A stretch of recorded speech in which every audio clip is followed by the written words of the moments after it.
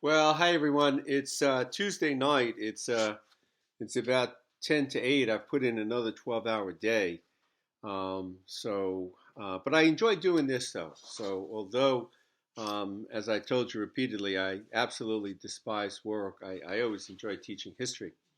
Um, we're going to talk tonight about some interesting topics.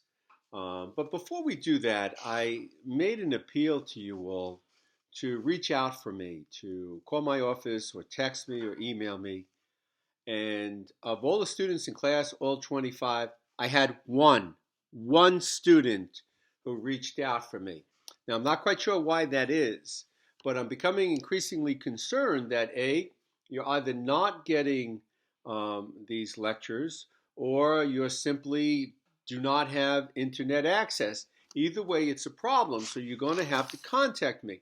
I was made aware by the dean of the university that there are some students that are having internet access. So I will certainly do whatever I can to help those students out.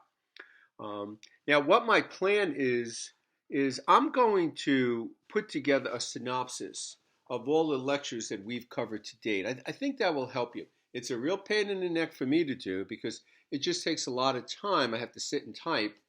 And as I told you, I never know what the hell I'm covering when I'm in class. So it's taken me some time to do this, but I promise you, I certainly will make that a project for me over the weekend, and I will get that done. And I will send it to you. Um, as you see, the stock market was up today. Why? Because there is a word came out of the possibility of some type of stimulus package. And again, that got people to feel a little bit more confident. Confidence, please. As we know, as we go through these boom bust cycles, and we're going to talk a little bit about this tonight. As we go through these boom bust cycles, it's extremely important before that boom takes place that we feel confident about things. We're confident about our job. We're confident about our country. We have that confidence that we need to go out and do something that we drastically need to do, which is buy. The problem is there's no place open to buy anything unless you buy online, of course. Um, but once we get that confidence back, this economy will turn around. I have no reservations about that whatsoever. You know, I was funny. I was going through some old articles, and I came across this article. Let me see if I could see it. Um, the article says Yellen says Fed must avoid boom bust cycle. Wall Street Journal. You're now able to pick up the Wall Street Journal and you can follow along with the discussions. Boom bust cycle.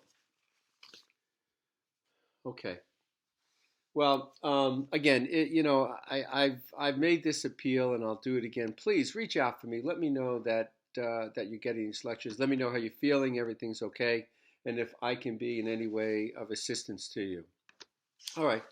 So we concluded last week talking about the presidency of. I'm sorry. We started discussions of the presidency of Woodrow Wilson. Now, again, I think we said Woodrow Wilson um, is maligned today, and maybe rightly so. We know that he was a racist and a bigot, without a doubt. There are calls to take action to maybe remove his name from buildings and plaques and whatever because of his racism and his policies of intolerance. But as we begin to talk tonight, you're going to see that it was actually Woodrow Wilson that began the process to really revolutionize America and bring this progressivism to all Americans. Now, yes, of course, African Americans is going to become much later, but we're going to see the policies today which are really going to revolutionize America. Um, Woodrow Wilson takes office. He's kind of an interesting guy. Um, he's kind of a know-it-all type of guy, someone you want to kind of slap sometimes, but he's extremely bright. And he comes into the office of the presidency with the mindset that, unlike others in the Congress or Senate, he's elected by all the American people. So as a result, we're going to see that he is going to reach out to the American people on more than one occasion to put forth or attempt to push through his legislation. So when we talk about the policies of Wilson, um, I'm going to begin with a series of amendments to the Constitution. Um, within the 8 years of Woodrow Wilson's presidency, we're going to see that there were four amendments to the Constitution that Woodrow Wilson will lead and become part of our Constitution. For example, the 16th Amendment to the Constitution, the 16th Amendment. The 16th Amendment is a major payday for me. What is the 16th Amendment to the Constitution? Is income tax. Up until this point in time in our history, there was no income tax. Actually, at one time during the Civil War, there was an attempt by the federal government to install some type of income tax, but it was ruled unconstitutional by the Supreme Court. Woodrow Wilson gets through an amendment to the Constitution, the 16th Amendment, which is going to legalize the concept of an income tax, a tax on the income that you make. Now, when we think about progressivism, we may not think about taxation, but think about it. Up until this point in time, we said it was the American farmer who felt that he was paying the unfair share of the tax burden in America. Now with the income tax, and again, it's a relatively small tax, but there was a tax on the income that you made. Folks making over $4,000 were subjected to a 1% tax. If you were making over $500,000, you could pay up to 6%, which are relatively small percentages, but still, it spread out the tax burden through all America, and in many respects on wealthy America. So we get the 16th Amendment to the Constitution. Under Woodrow Wilson, we get the 17th Amendment to the Constitution. What is the 17th Amendment? It is the direct election of United States senators. Up until this point in time in our history, it was the state legislature would select the United States senators. Now, think about this. Prior to the 17th Amendment, you took no part in the selection of probably one of the most important bodies in our system of government, and that's the United States Senate.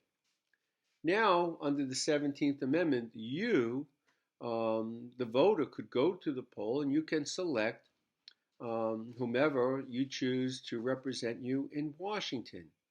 It wasn't left up to the state assembly or the governor or some backdoor politics. The U.S. senators had to be elected by the American people. And this is going to have a major impact on opening up our political system to all. Now, again, I've asked you this before. Who are your two United States senators? Okay, I'll give you 5 seconds. Yes, Cory Booker. Yes. And who else? Bob Menendez, the former mayor of Union City. Those are your two United States senators. How many senators do we have? Yeah, we have 100. Why?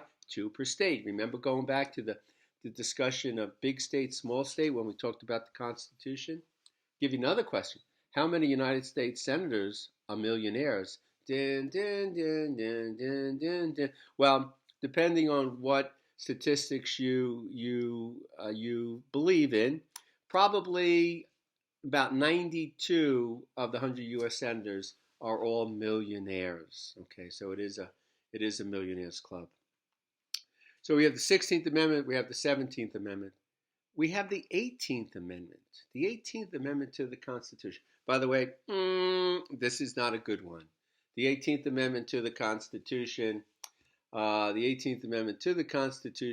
was the constitutional amendment that did away with alcohol, prohibition. Now, again, we talked a little bit about Woodrow Wilson and his strict religious views and his strict religious background.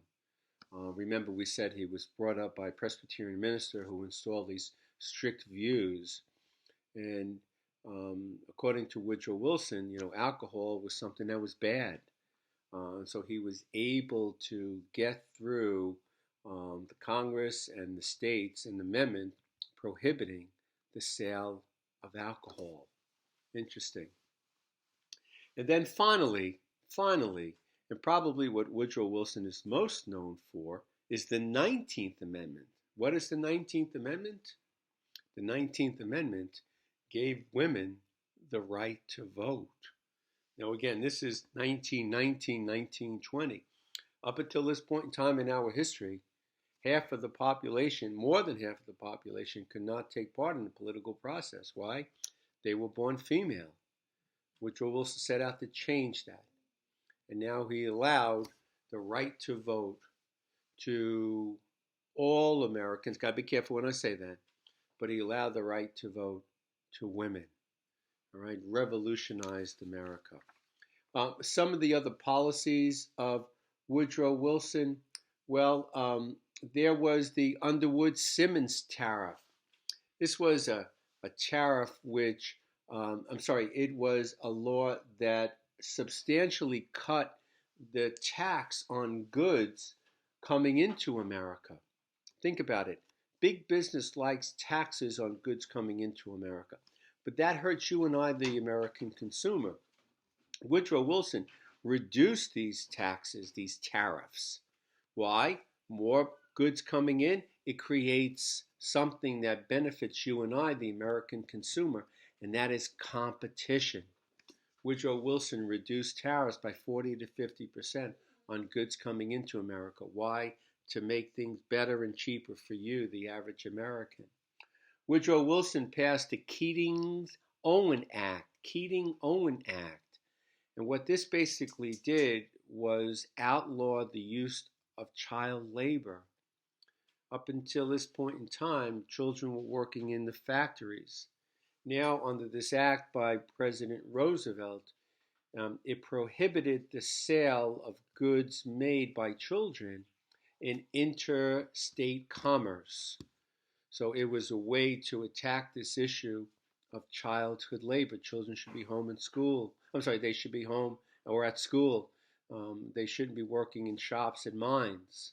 Woodrow Wilson led the fight to make sure that those children are not in the mines or not in the factories producing goods.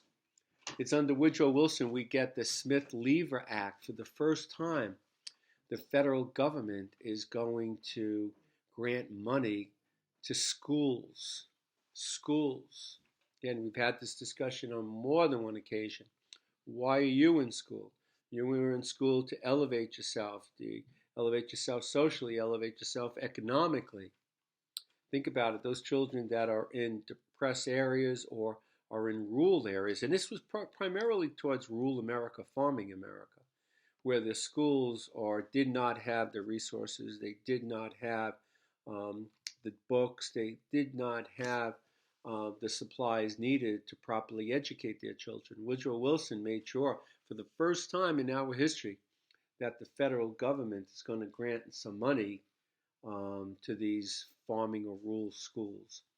Now, something else that Woodrow Wilson is probably most famous for is it's during Woodrow Wilson's tenure as president, we get the Federal Reserve Act. The Federal Reserve Act. What that act did, it created the Federal Reserve System. The Federal Reserve System. The Federal Reserve is really a banker's bank. The idea behind this Federal Reserve System was to ease this boom-bust cycle in our history. Now, it's going to happen, but with the advent of the Federal Reserve, we don't have major depressions that we had at one time in our history. Yeah, we're going to have the Great Depression. We're going to talk about that. But with the advent of the Fed, it kind of tries to smooth out this boom-bust cycle. Now, how does the Fed work? Well, we could spend probably 2 nights or 2 days talking about the Federal Reserve System. But Think of it this way: the Federal Reserve System is a banker's bank. When a bank needs money, where does it go? It goes to the Federal Reserve. Now, how does the Fed attempt to control this boom bust cycle? Pretty easy. When times are poor, like it is today, when there are tough economic times, what the Fed does, it lowers interest rates. Think of it. The Fed rate today, you know what the Fed rate today is? It is zero.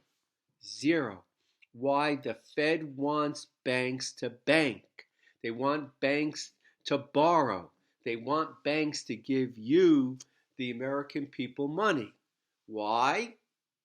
If money is cheap and you borrow, you're going to spend.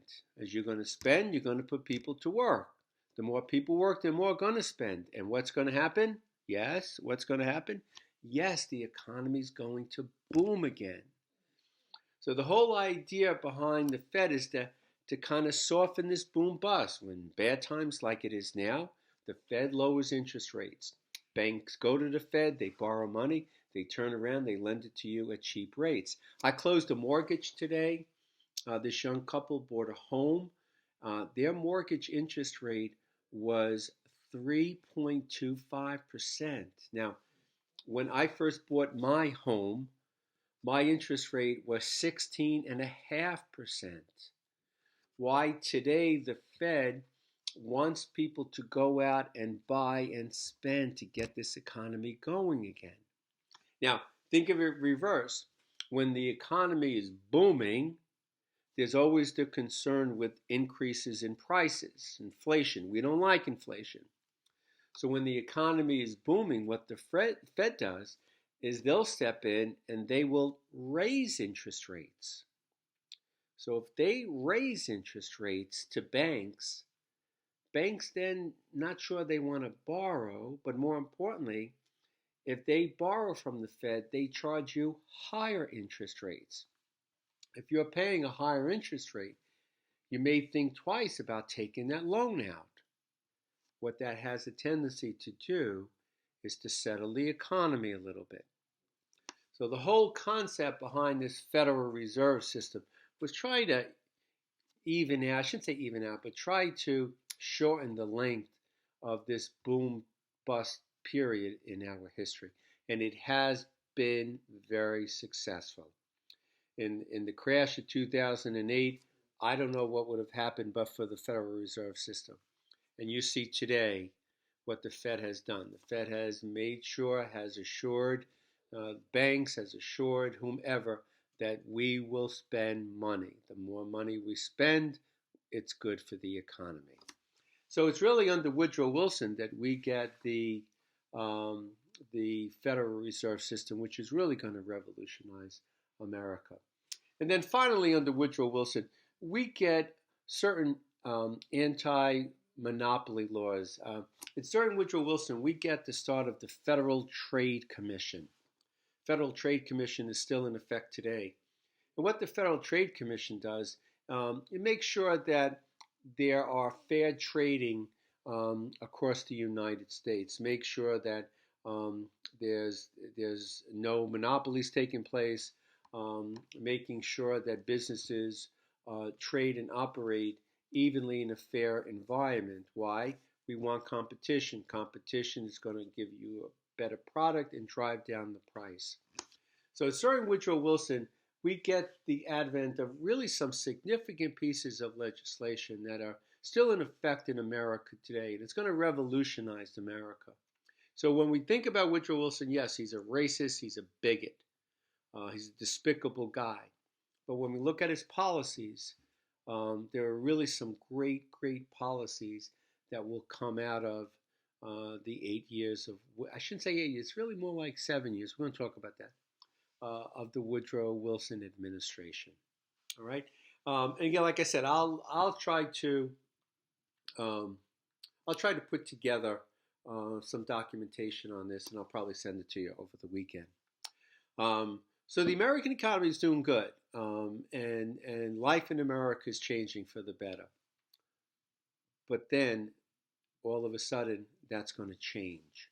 Um, it's going to change because we're going to see that there are problems in Europe. Now, up until this point in time, really up until probably the last 20 years of our history, we didn't really care about what was happening in Europe. But as we break out of our isolationism, more and more America looks to particularly to Europe. Yeah, we're going to look to Asia, but we're going to look to Europe. And what's happening in Europe is that there are war clouds that are on the rise in Europe.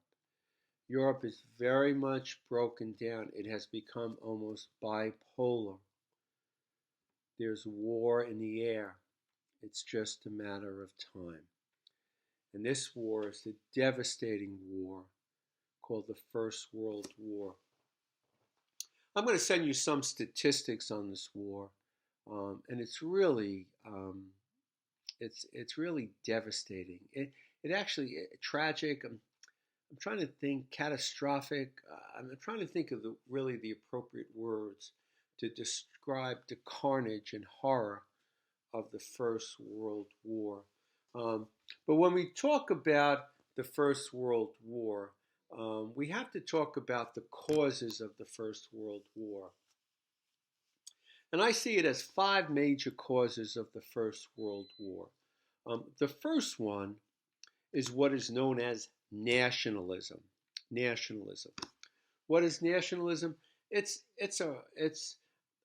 a overzealous feelings about your country, your great pride in your country.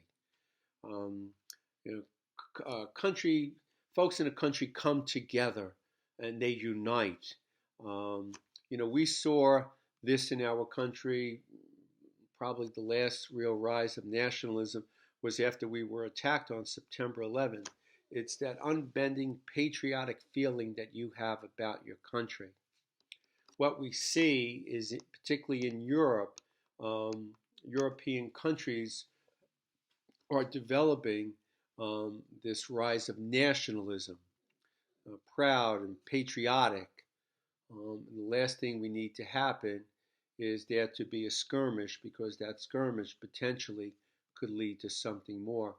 One other thing to keep in mind is in Europe, many of the large European countries had almost like colonies. They had empires made up of various groups of people. We're going to talk about the Austrian-Hungarian Empire. You may know it as the Habsburg Empire.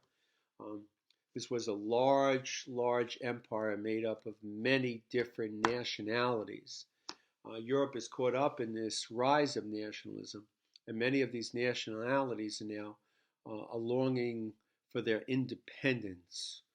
So the first major cause of the First World War is nationalism. The second cause of the First World War is we begin to see rivalries in trade. European countries now are rivals for trade across the world. Now, this is pretty important because, as you know, as trade rivalries begin, that can affect a nation's economy. More and more nations are competing for trade around the world, and that's starting to cause friction. Number three, we get the rise in colonization. We mentioned this when we talked about the Spanish-American War. Great nations of the world had colonies. And European countries were searching the world, looking for areas that they could colonize. Don't forget, the idea behind a colony is you kind of take their resources and you kind of dump your goods on them. But we see the rise of colonization around the world. European countries are competing with each other for colonies. We're going to see the British are in India. The British want to go into China. The British are really, they're in the Middle East. They're in parts of Africa. They're throughout the world. the French start to get involved. Unfortunately, though, for the French, typical French, by the way, they decided they're going to colonize in a place called Southeast Asia. Oh my God. It could not have been a worse place, Southeast Asia. And we're going to talk about this later when we talk about the Vietnam War. Even the Germans get involved in colonization. So there's a rise of European nations looking to colonize. Four, and this is pretty alarming, um, but the fourth cause of the First World War is that the world is caught in an arms race. Yes, arms, military arms. We're going to see the advent of the tank and the machine gun and artillery and submarines and airplanes. And then, of course, my favorite, weapons of mass destruction. We're going to get nerve and chemical gases being used. European nations are caught in this race to produce more and more weapons of war, devastating weapons of war, which is certainly going to be the reason for the carnage on the battlefield during this First World War. And then finally, the fifth reason for the First World War is what I'll call the failure of diplomacy. Up until this point in time, the belief was that European nations could sit down and through diplomacy they can settle their problems. Now, we're going to see that that did not always work. There were various European wars, but think about it. If we go back to the French kings who um, really began this concept of world diplomacy or national diplomacy, um, the idea was that if you put two nations together and they can solve their issues, and that was the belief that diplomacy would settle it, war was going to be an afterthought. Well, that could be further from the truth. All right. Um, so that's the causes for the First World War. Now you have to think about some of the major players. Some of the major players, we have England, we have France, we have Germany, we have Italy, we have Russia. Those are the five primarily major players in Europe at the time. Now, Great Britain looks around and they're looking for friends. And they see they have one true friend in this world, or one friend that they want to cultivate, and that is the United States. France, France is very much on the decline. I mean, they were defeated in a war with prior to German unification. Um, France is looking for any friend whatsoever. Why? They're very concerned about what's happening with their neighboring country. Their neighboring country is becoming a military and economic powerhouse. So France is looking for any ally, any friends that they can get. Number three, France's concern is with Germany. Germany is on the rise. Germany is building a very strong economy. They're building a very strong military. Um, and they are on the rise. We have Russia. Russia is just the opposite. Although there's huge, vast territories in Russia, estimates are that Russia could have 6 million people to be part of their army. The problem is they did not have the capabilities, the military-industrial capabilities to support an army. So in many respects, Russia, they are on the decline. And then you have Italy. Italy is a country that just went through their unification, and they consider themselves also to be on the rise. So those are the major European powers. Now, one other thing to keep in mind when we talk about these European powers is they all decided to form some type of an alliance, an agreement between themselves. The majority of these agreements happen to be military agreements. And so we get a series of treaties. For example, we have the dual alliance. This was an alliance between France and Russia. France and Russia. We have the Triple Alliance. The Triple Alliance was an alliance between Germany, Austria-Hungary, and Italy. Then you have smaller alliances. You have Russia has an alliance with the country of Serbia. Great Britain has an alliance with Belgium. So we see little by little Europe is being broken up into what I refer to as a system of alliances.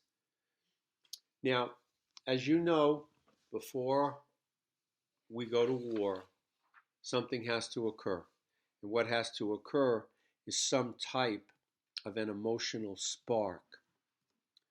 Well, that emotional spark happens in June 28, 1914. June 28, 1914. That is when the future king of the Austrian-Hungarian Empire, Franz Ferdinand, and again, I'll send this to you, Franz Ferdinand, he's the future king of the Austrian-Hungarian Empire. And he decides that he wants to visit some of the nationalities, the countries within his empire. So he decides that he's going to visit the country of Bosnia. Now again, remember we talked about the rise of nationalism. People of Bosnia, they want their independence. There's a rise of nationalism. The future king of Austria-Hungary, who controls Bosnia, he comes to visit. Now, one thing I must tell you, the European aristocracy, they're not the brightest people in the world. Now think about it. To be in royalty in Europe, there's a lot of inbreeding. The king of England and the king of Germany, they are first cousins, I believe. I mean, there's all types of intermarriage and interrelationship between the European royalties. And we know now that's the worst thing. You know, I often think, my dog is with me here, but I often think certain breeds of dogs. My sister had a setter, a dog, an Irish setter, I believe it was. A beautiful dog, calm, loving dog, probably one of the stupidest animals I've ever met. Why? Well, because those dogs happen to be heavily they're interbred, and they're overproduced and overpopulated. There isn't a lot of outside breeding. Well, in many respects, the same can be said for the European royalties. There's not a lot of outside breeding. They're all breeding internally. And I think that has to do a lot with some of the illnesses that they're having. But I also think that has to do with maybe they're not the brightest group around either. Anyway, the future king of the Austrian-Hungarian Empire, Franz Ferdinand, he decides that he's going to visit one of his subjected colonies, Bosnia. Now, in his mind, again, not the brightest guy, his mind, he thinks the people in Bosnia probably love him. So he arrives there, by the way, without any real bodyguards. He arrives with his wife. And what he finds is, you know, people are throwing stuff at him. They're yelling at him. They're saying all kinds of things to him. He decides that he is going to be part of a parade that's going to be held in his honor. Well, prior to the parade beginning, an assassin appears. Princip. Princip appears with a gun and a bomb and will kill the Archduke, the future king of the Austrian-Hungarian Empire, and his wife. Princip, this assassin, is caught by the police, and he reveals that he has been trained and financed by the secret police in Serbia. If you remember the system of alliances, Serbia has an alliance with Russia. Oh boy. So now Austria-Hungary, they want retribution. They're angry. They want to punish. They want to go to war. But before they go to war, what do? They first go to Germany. They ask Germany to make sure that Germany will support them. And don't forget, Germany has a military alliance with Austria-Hungary. Germany tells Austria-Hungary, we will support you.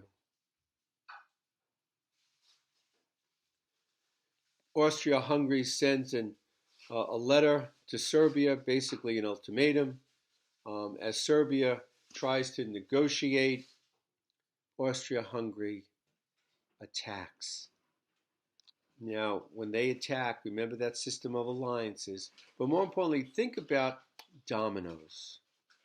As these countries are all lined up in military alliances, think about it. If you knock over one domino, what happens to the rest? They all come tumbling down. Austria-Hungary files or declares war on Serbia. Russia declares war on Austria-Hungary. Germany declares war on Russia. France declares war on Germany. Now, very interestingly, Germany, they decide that they're going to go on the offensive and they're going to attack France right away. But they felt the best way to attack France is to go to the northern part. But to go through the northern part, you actually have to go through Belgium. So by Germany attacking Belgium, it brings Great Britain into the war. By July of 1914, Europe is at war.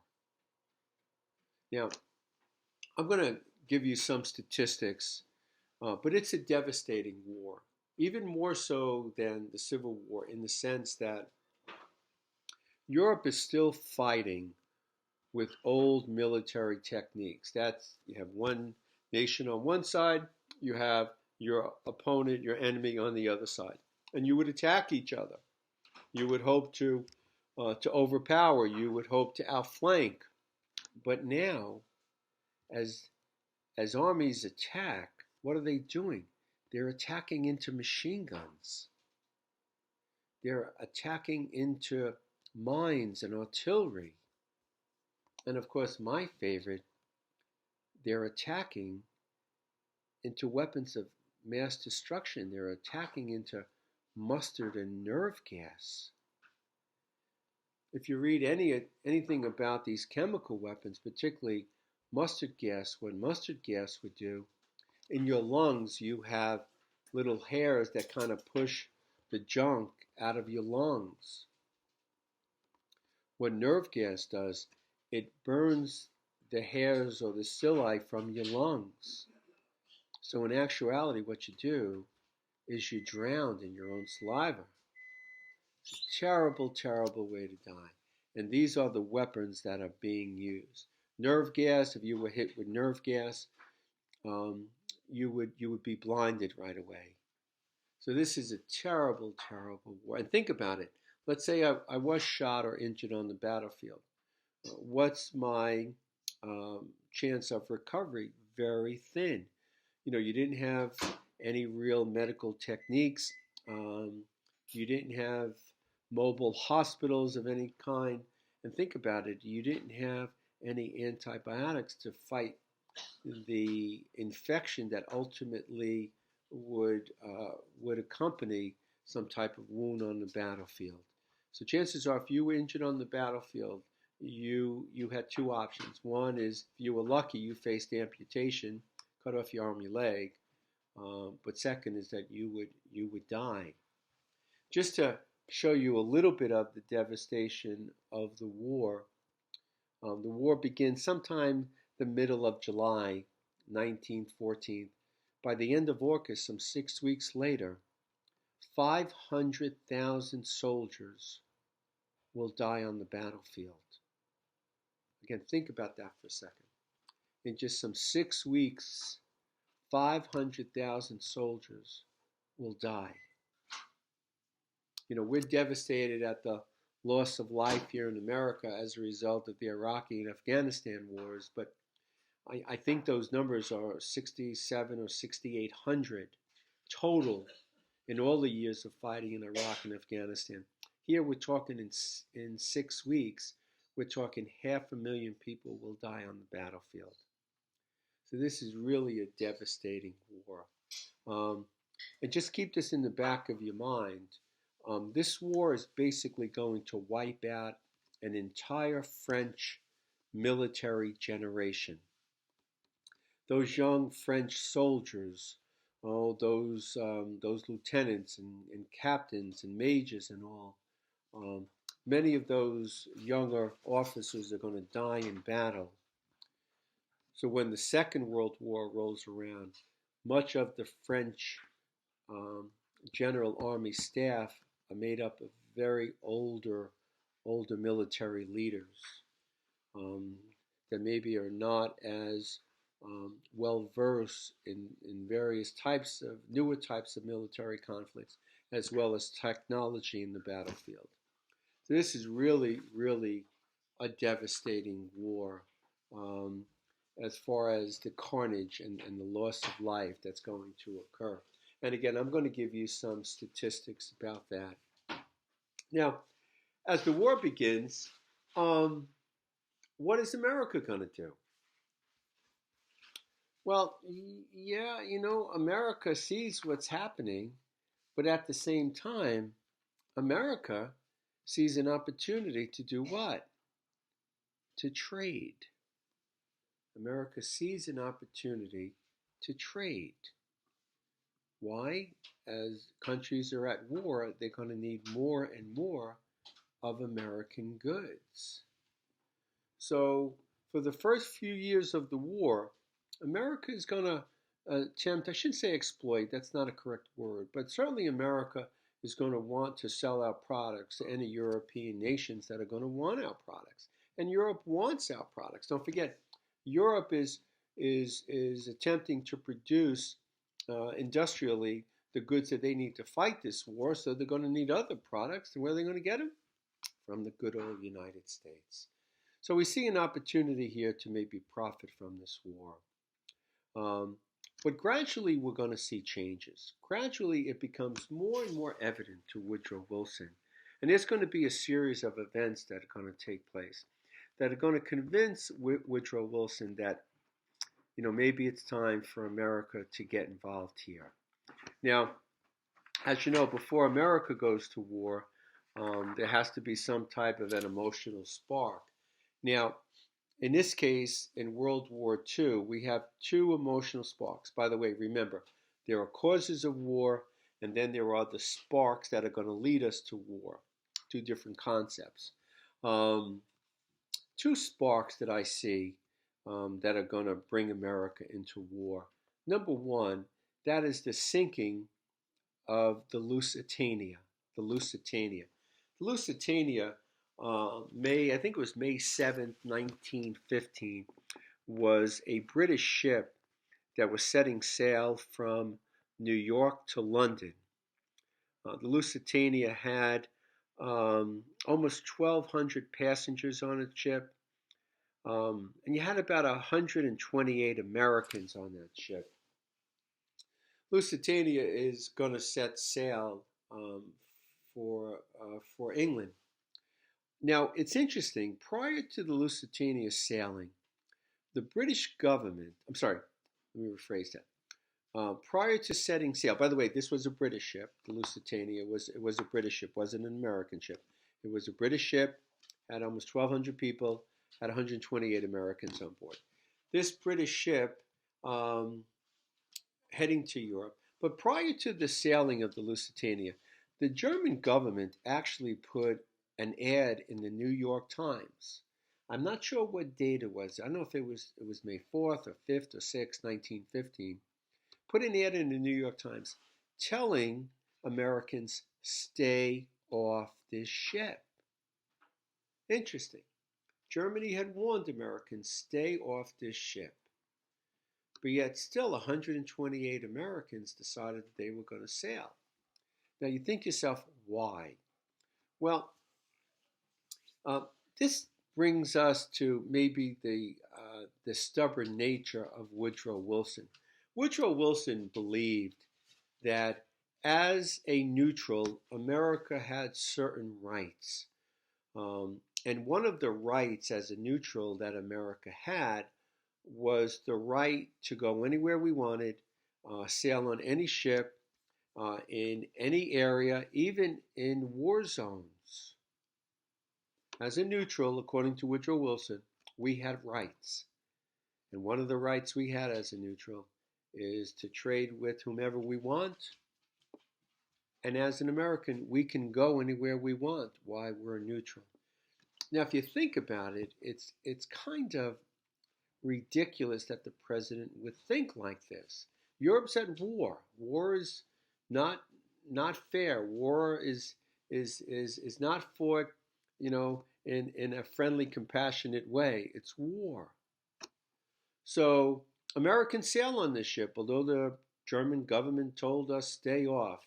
Well, somewhere in the North Atlantic, a German submarine approached the the British ship, the Lusitania, fired a single torpedo, and it sunk the Lusitania. Apparently, there were a series of massive explosions that hit the Lusitania. The Lusitania sunk, killing all on board. In particular, and more importantly from Woodrow Wilson's perspective, killing 128 Americans. That's kind of interesting if you think about it.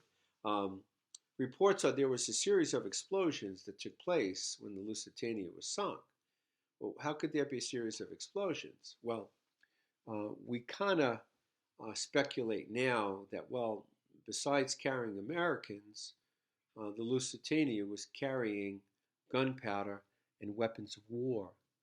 So as the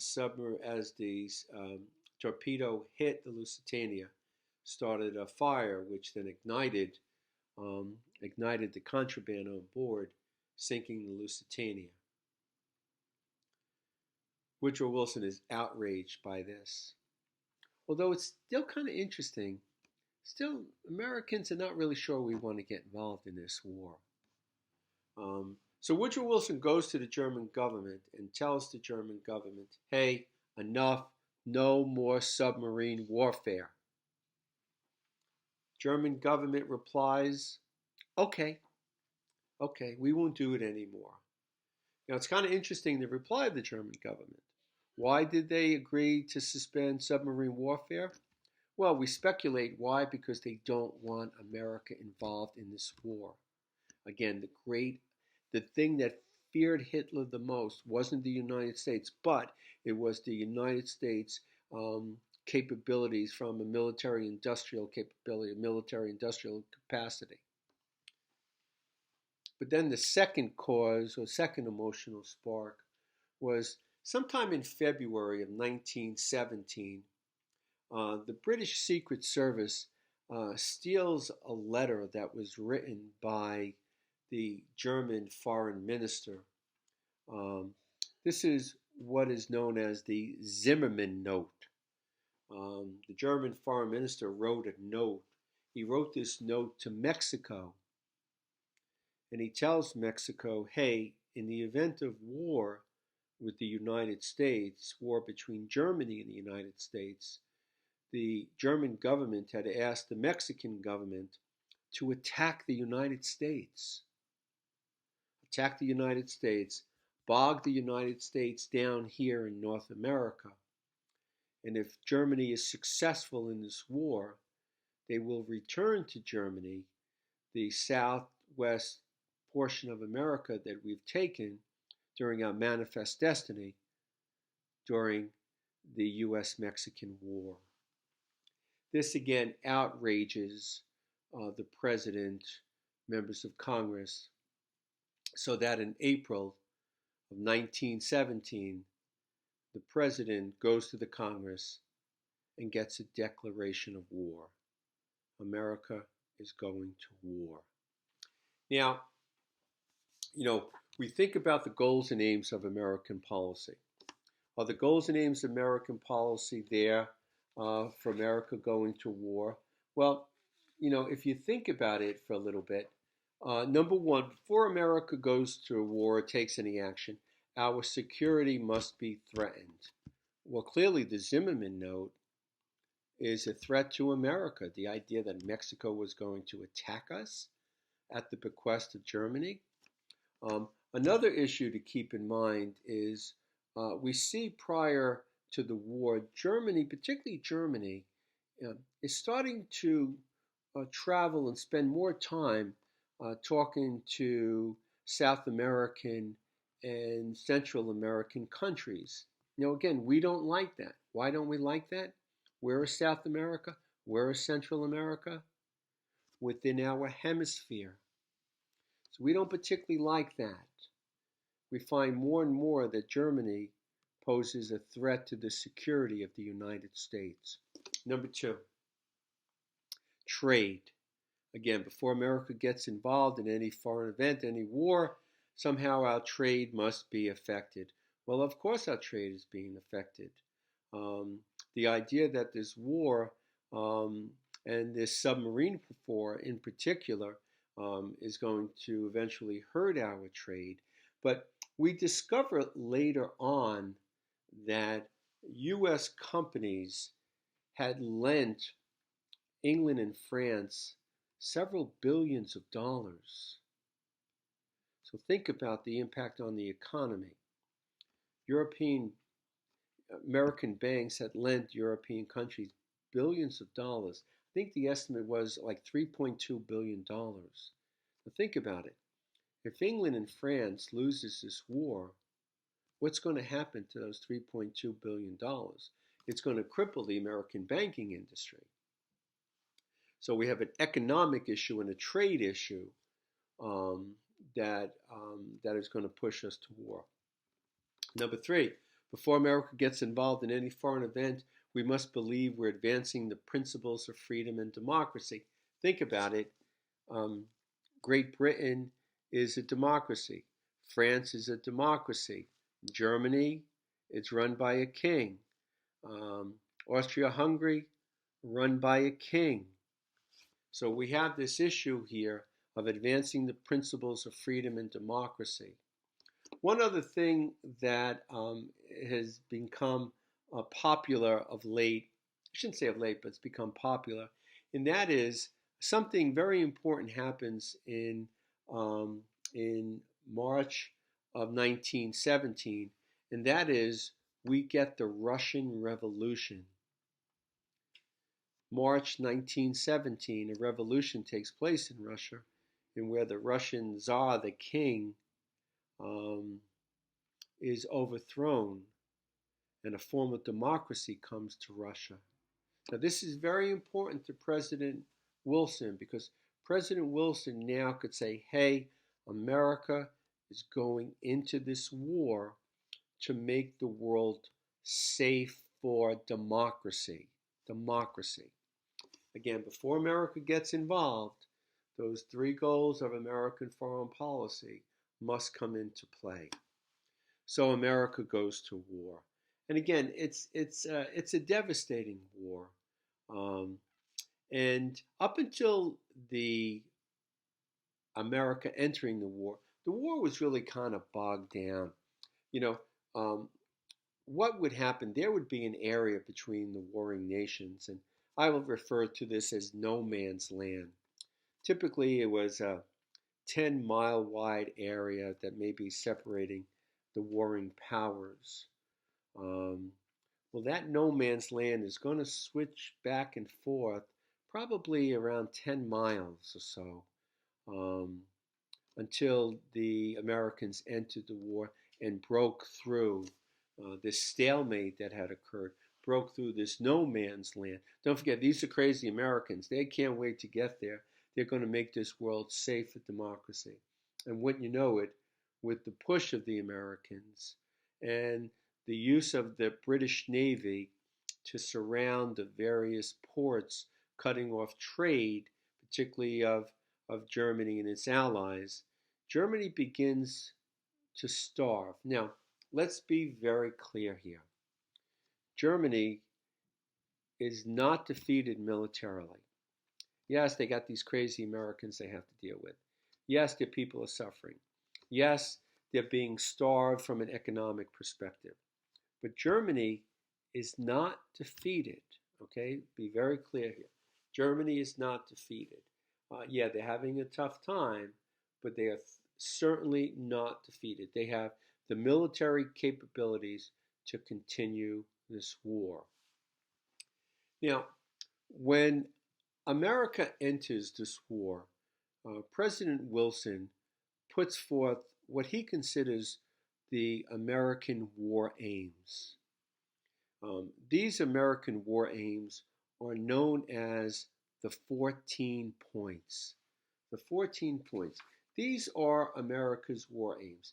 These are the aims, the reasons why America is going into this war. And if you look at the 14 points that they've become to know, it's really our aim is fair and it's reasonable, and it's predicated on a lasting peace.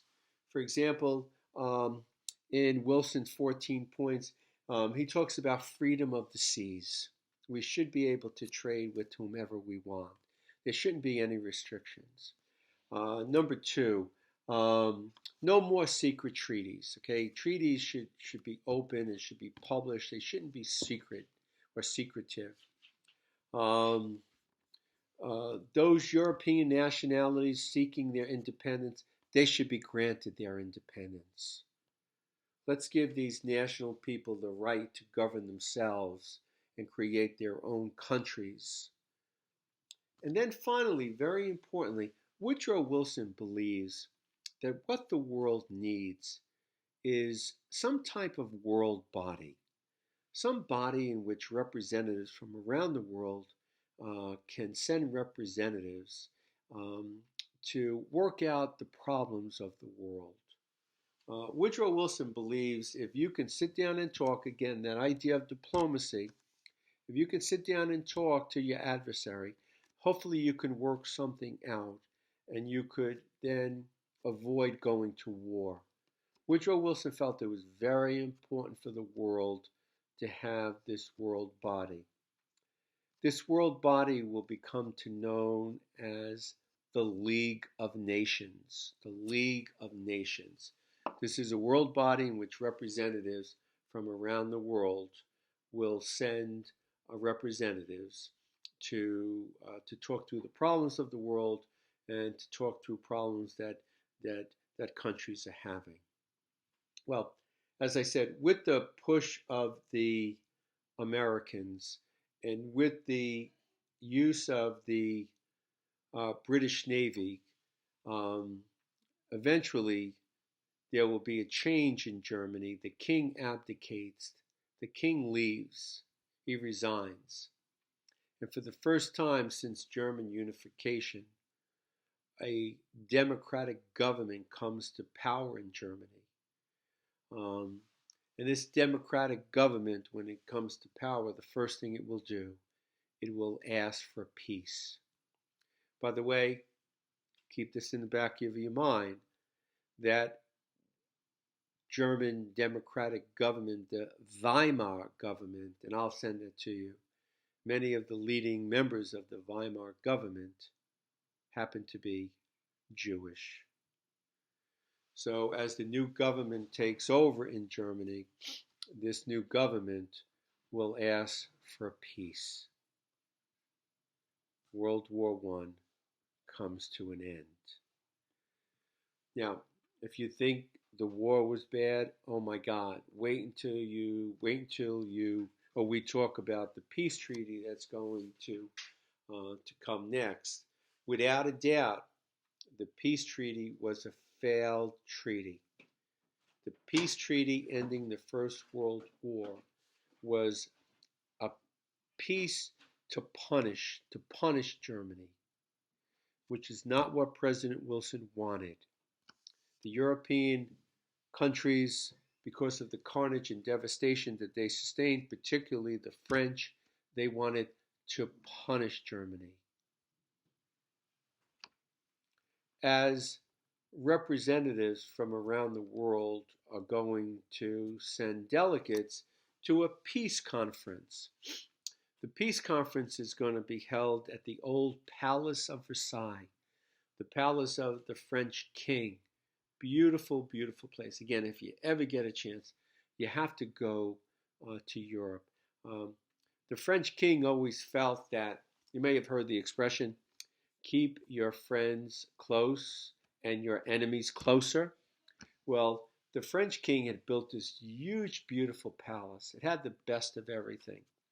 And at one time in French history, he would have a lot of the nobles that were forced to live in this magnificent French palace. Why? He wanted to keep an eye on them. Well, the representatives from the warring nations and representatives around the world are going to come to France, to the Palace of Versailles, to attempt to negotiate some type of peace treaty. Now, it's kind of interesting because 26 different nations are going to send representatives. Now, I didn't know that 26 nations had fought in this war, but 26 nations are going to send representatives. Approximately 64 representatives from around the world are going to attend this peace conference. Why? They're all looking for something. They're all looking for their national independence. They're all looking to benefit from the spoils of war. And interesting here from an American perspective, because for the first time in our history, a sitting president will leave the United States and travel to Europe to engage in diplomacy. Up until this time in our history, presidents didn't do that. The job of diplomacy was left to the Secretary of State.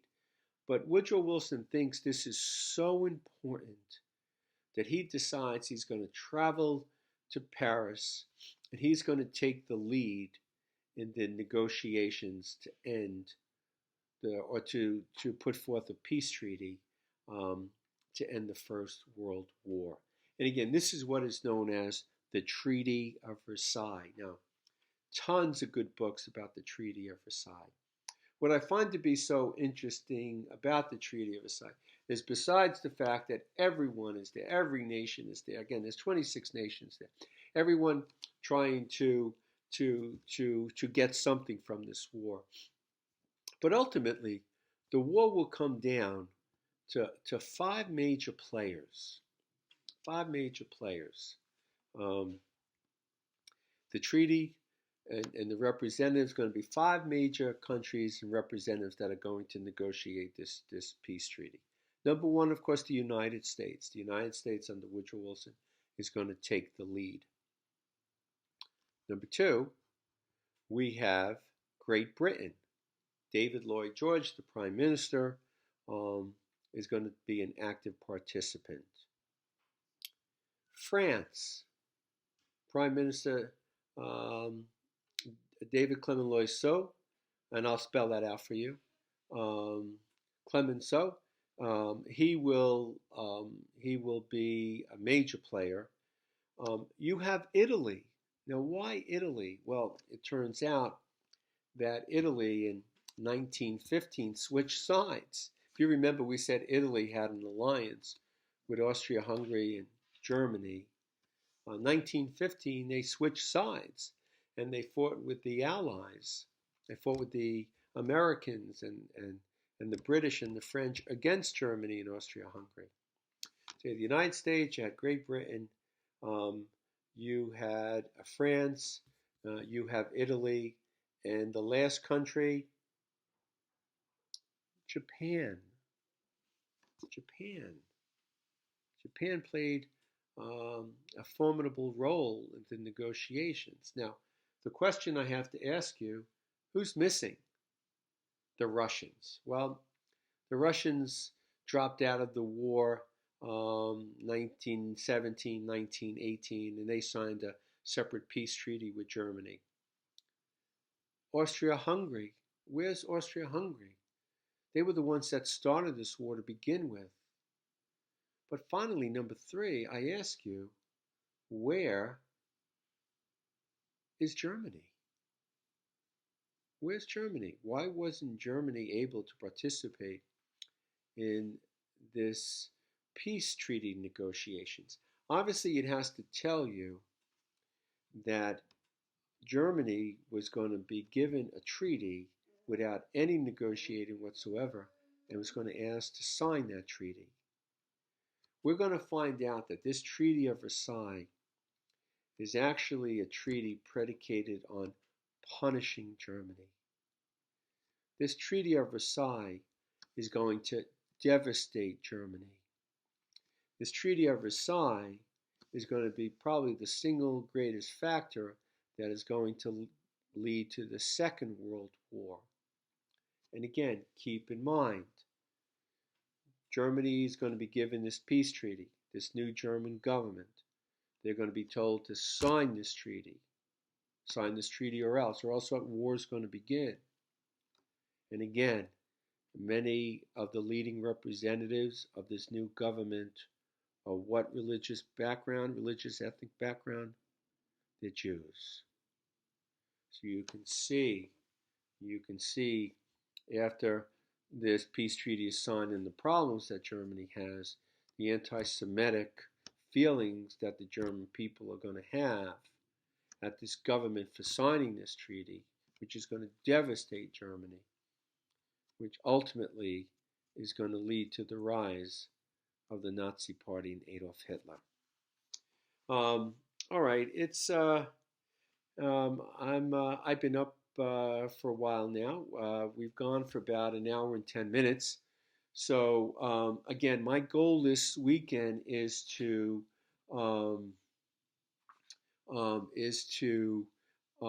kind of put together my notes and send them to you so you can hopefully follow along. But more importantly, you can go back to your notes or back to the other lectures that we've had. And if you weren't sure, if you had difficulty following things, we can kind of follow along.